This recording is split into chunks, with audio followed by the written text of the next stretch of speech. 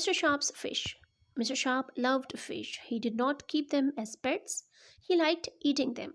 Mr. Sharpe worked hard. When he had some money, he always went to the market. He bought fish for his dinner. Sheena, Sheena, he shouted when he got home one day.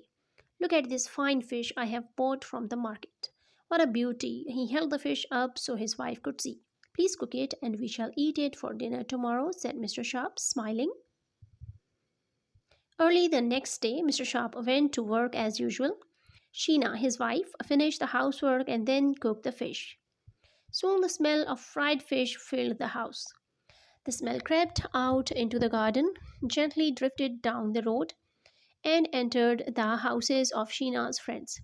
Two of them came to see her, not because of the smell, but because they wanted to find out if she was well and happy. Oh, how nice of you to call, exclaimed Sheena when she saw her friends. Do stay and have some lunch. How kind, said the first friend. Are you sure? And what have you cooked today? Asked the other. Not fish by any chance. Yes, it is fish, but that's for my husband, said Sheena. Then, after a moment, she added, how did you guess I had fried some fish for lunch? Doesn't it smell wonderful? Sheena and her friends sat down to eat. Half an hour later, there were three empty plates on the table. There was also an empty dish and plenty of bones. All the fish was gone. That evening, Mr. Sharpe hurried home. I am ready for dinner, dear wife, he said, rubbing his hands together and sitting at the table. What a lovely smell, I'm starving. Sheena served her husband some noodles and boiled vegetables. Mr. Sharpe looked most surprised. What is this? He said, picking up a noodle with his fork. And what are these? He stabbed the boiled vegetables with his knife and looked at his wife.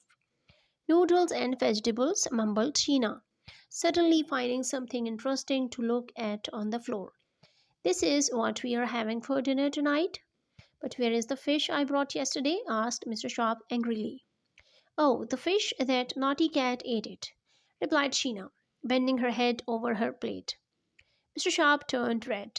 He gripped his knife and fork so tightly that his knuckles turned white. But he said nothing. The following week, Mr. Sharpe came home with another large fish. A fish for my dinner tomorrow, he said to his wife, and keep the cat out of the kitchen. But when Mr. Sharpe got home in the following day, his wife once again had no fish to give him for dinner.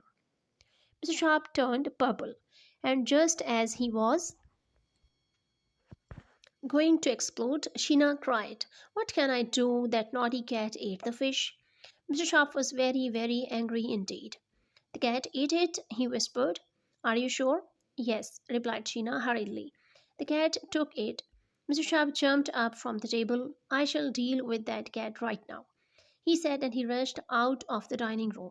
He looked all over the house and in the garden. He looked down the road, but the cat was nowhere to be found.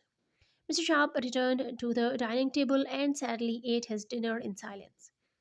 That night, Mr. Sharpe had a nightmare. He dreamt that he was a very large fish. The next week, Mr. Sharpe brought home a huge fish. Look at this beauty, he said, placing it carefully on the kitchen table. It weighs exactly 2 kilos. Now don't let the cat get it. I shall have it for my dinner tomorrow. Sheena cooked the fish, but again her friends came. They ate up all the fish. The next day there was no tasty fried fish for Mr. Sharpe. Where's the fish? He asked angrily. That naughty cat ate it, replied Sheena. This time Mr. Sharpe found the cat. He picked it up gently and took it to his wife. Come with me, please, he said to his wife. Mr. Sharpe marched out of the house carrying the cat. His wife followed closely behind. Mr. Sharpe entered the shop next door. He went straight to the vegetable section and found a weighing machine. He put the cat on the weighing machine and bent over to peer at the dial. The cat sat on the weighing machine. It was wondering what was going on. The shopkeeper came to see what was going on. He stood there with a puzzled look on his face. Mr. Sharpe pointed to the dial on the weighing machine. He turned to his wife and said, Look, what does that tell you? What do you mean, dear? Asked his puzzled wife. What is the weight? Asked Mr. Sharpe. Sheena studied the dial. It says 2 kilos, she said. Yes, it does, said Mr. Sharp. My fish weighs exactly 2 kilos. This cat weighs 2 kilos too. You say that my fish is here, then where's my cat? Sheena had no answer.